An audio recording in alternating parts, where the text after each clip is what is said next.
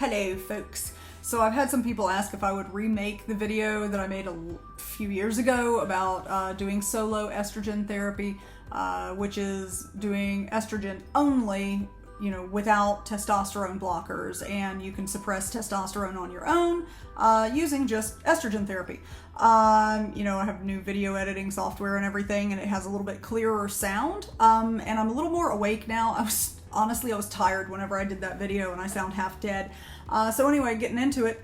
Testosterone blockers in and of themselves are not usually going to be necessary in feminizing hormone therapy. The problem with this is that it was always done, the old way, and in medicine, it's really hard to get people to change whenever something new comes along. So everybody's used to using super low dose estradiol with a testosterone blocker for decades, and then someone comes along and says, hey, the endocrine system actually works this way, and this would be better, and people are like, yeah, that's cool, and they just keep doing it the same way because that's what they're familiar with. I mean, people do that in all kinds of professions and stuff.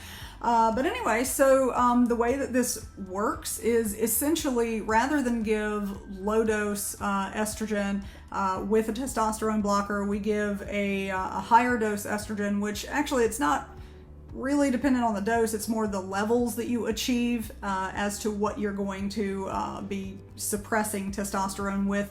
But anyway, that's neither here nor there. So what happens in the body normally whenever you're producing testosterone in someone who was assigned male at birth is that the hypothalamus and pituitary gland in the brain are working together, and they're sending LH and FSH down to the gonads, telling them, hey, you need to produce some testosterone, and they're like, okay, cool, we'll produce some testosterone.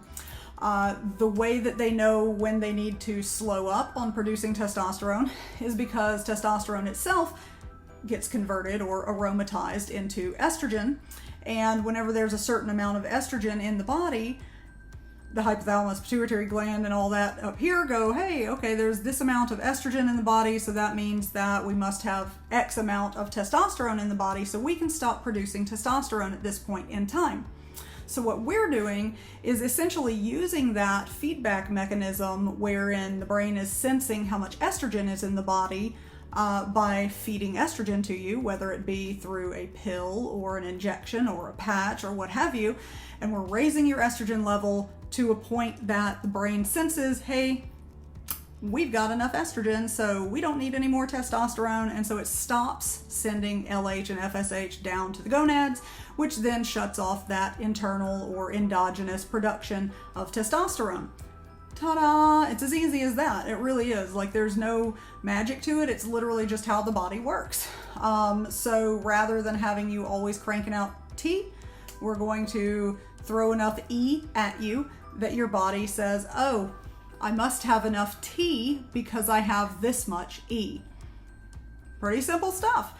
Now, every now and again, I'll find someone who is resistant to this method, and in that case, okay, you can use testosterone blockers. Like, I'm not saying that they are never, ever, ever, ever, ever going to be used, but we've treated hundreds and hundreds and hundreds of trans patients at our clinic now, and probably 95 to 97% of them do not require testosterone blockers of any sort. We rely on only estradiol. So, we're shooting for your estradiol levels to get up high enough to cause that testosterone production to stop. And there you go. Where are those levels? I think I have a separate video actually that covers like levels and stuff like that. So I won't get into that because I don't want to make this video too long. But essentially, to recap, your body's producing testosterone based on the LH and FSH that gets sent from the hypothalamus and pituitary gland up here working together to figure out how much testosterone you need produced. And the way that they know to turn off is when they sense a certain amount of estrogen in the body, because testosterone gets converted into estrogen at a certain point. And so when estrogen rises, the brain says, oh, we have enough testosterone at this point because we have this much estrogen, and it stops sending LH and FSH down to the gonads. It gets a little tongue twisty here and there. But anyway, so we dump E into you, your T goes. That's a better explanation. I should have led with that. That actually would have been better.